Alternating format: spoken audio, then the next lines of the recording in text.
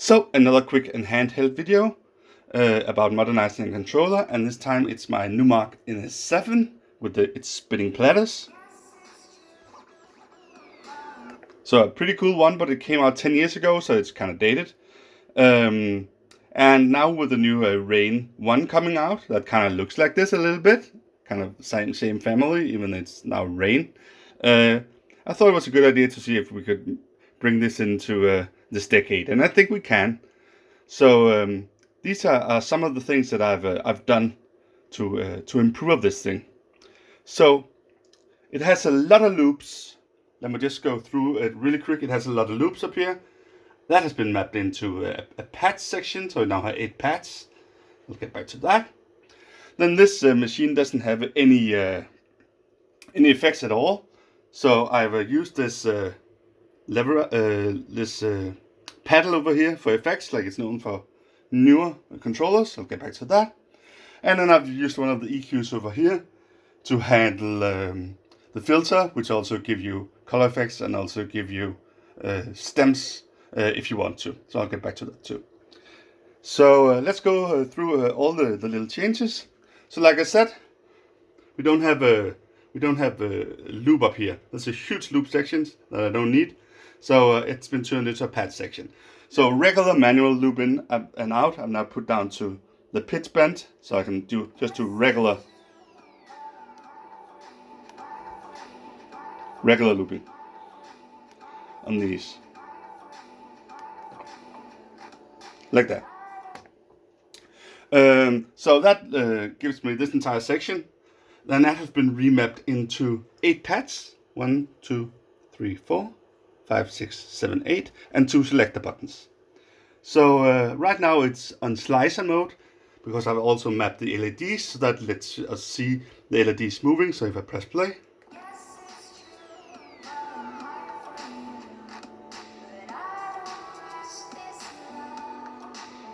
you can see, and of course you can use them like that. So that was just to show you. Now it's actually a pad section. But then I've mapped these two center buttons, these two, to change which pad page to use. So the top one just goes through all my pad pages. So look up here at the deck, you can see it just has lots and lots of pad pages to go through if I need a specific one. But the button one goes through my favorite ones. So that by default goes into the hotkeys to start with. So I have hotkeys now. Hotkeys up here. So hotkeys and set a new one. Like that, like you would expect. So now it's hotkeys. I click it one time and it turns into regular loop. So auto loops, if you will.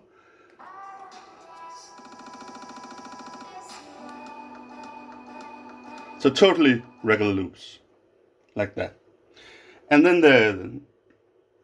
then I click it one more time, and then it moves into loop roll. Oh, I have to get out of the other one. Sorry. And then we move into loop roll.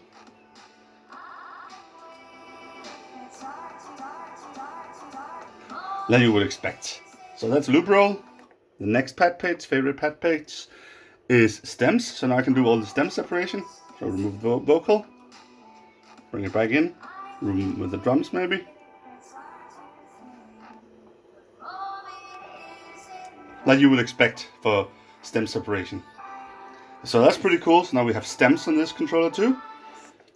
Next pad page is a multi-pad page that I've created. So it does just effects, stacked effects. So maybe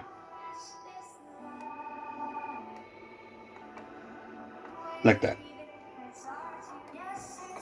So also, yeah. So that's a multi-pad page that I've created a while back. I've probably created another video about it. If not, and if you want this, then let me know. Then the next one is key cue, so it's key play. So I can do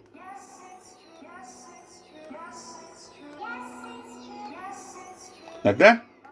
So key play is now also available on this controller. The next one is some auto drops. That basically means that it does an effect and then it automatically mixes to the other side. So something like this.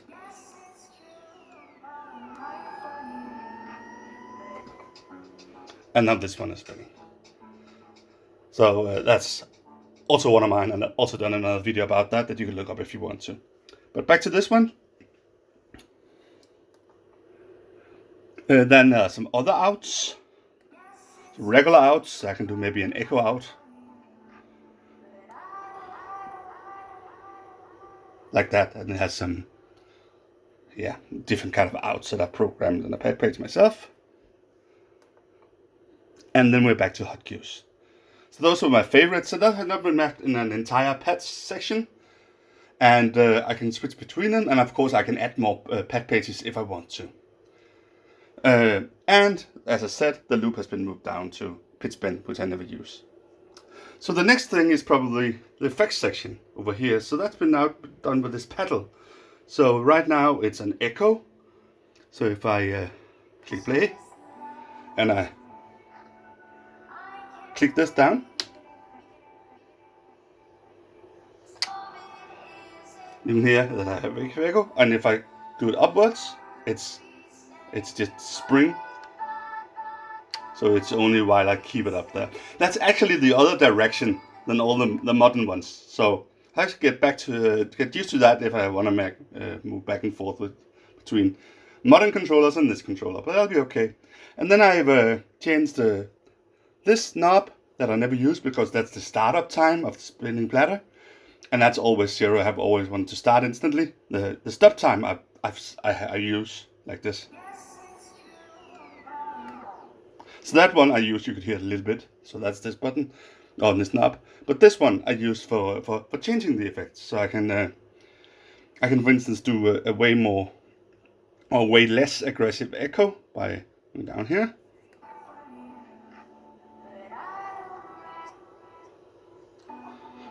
And I can do it way longer by changing the knob up. And same with the down one. So this is basically what I use to adjust the current effect. And then I've remapped the range button down here, which I rarely use. So it can still do range if I double click it. So you can see if I look at the range setting in here on the jog wheel, it's currently at 6. But if I double click the range, it's now at 8%. So it still has a range functionality using double click. But single click, it changes the effect. So if I change effect here, it changes the effect up here, like you can see. And that's not all the effects. I've specifically mapped the one I want. So we can just take some of them. We had echo, then moving on to delay.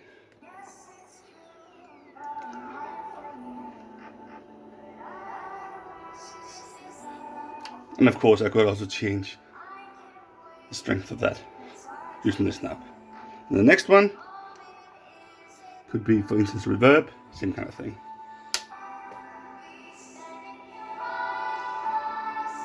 Like that. Next one could be distortion, and there's a slip break if you need it. Of course, you probably mostly want to do that on this thing, but there's also a slip break, and there's flanger.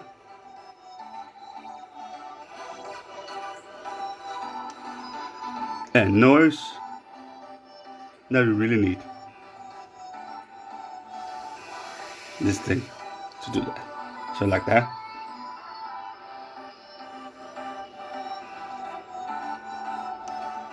And spiral and a cut effect.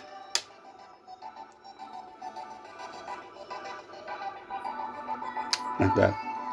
So that's basically using this a few selected effects that I can go between, and something enough to adjust it, and then using this paddle, the modern way, to either turning it on all the time or while honing it, like that. So I think that was a kind of clever thing. Then there's the key cue, or sorry, the key lock down here. I don't ever change that. That's always on. So instead, it's set to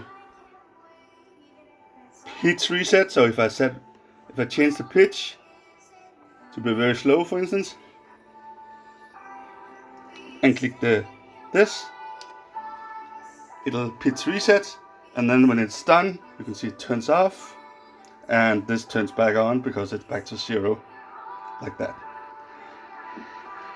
And then if I double click,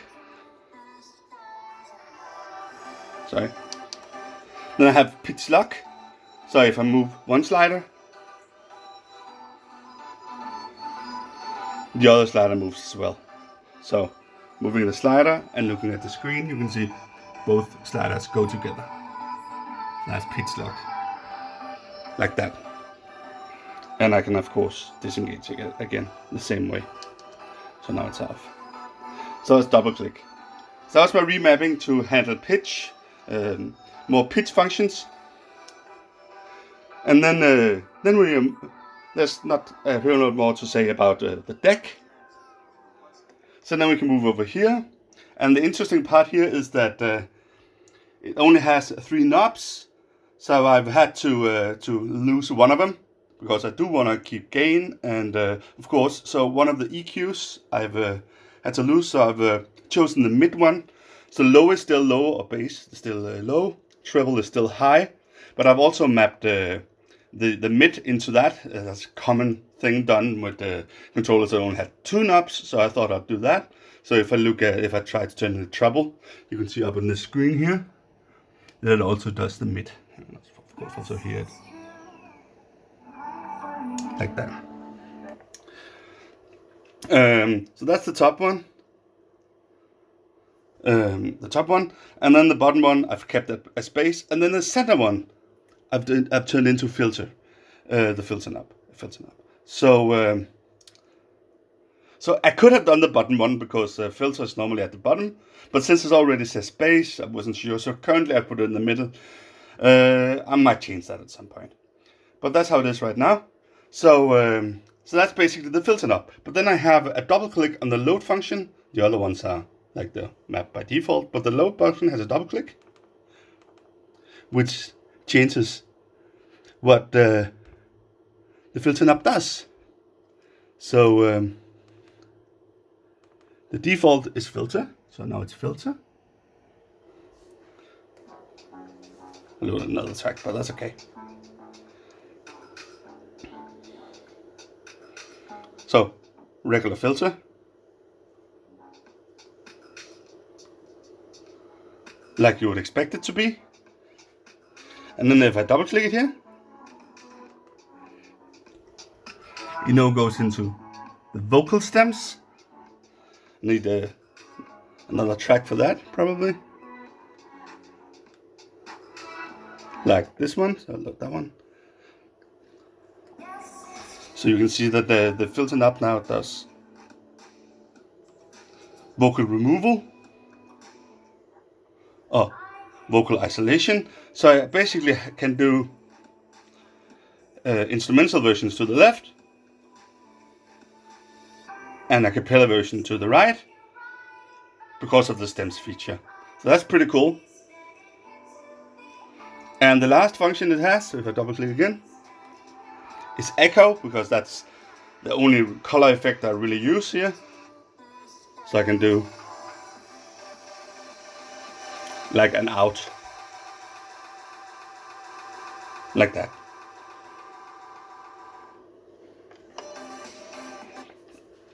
So that's how I've mapped the color effect. So I only use one color effect, the echo, and then I use one stems effect, the vocal, and then regular filter. And of course, it's the load button. It's a double click on the load button that changes which of these 3 should be on the knob at any given time. And like I said, the knob in question is the mid knob, but I could have chosen the bass knob, but since that's still the bass, I wasn't sure. And the mid knob now obviously is filter, and mid has been moved to the treble together with treble. I thought I would keep it that way. So that's basically all the changes I've done to to this thing. And of course, I'm gonna add a pad page. No, sorry. Add a mapping file to the video description, so you can download it and play with it yourself if you have an NS7, or you can just look into it and grab some of the script if you want to use it on another controller. So that's it.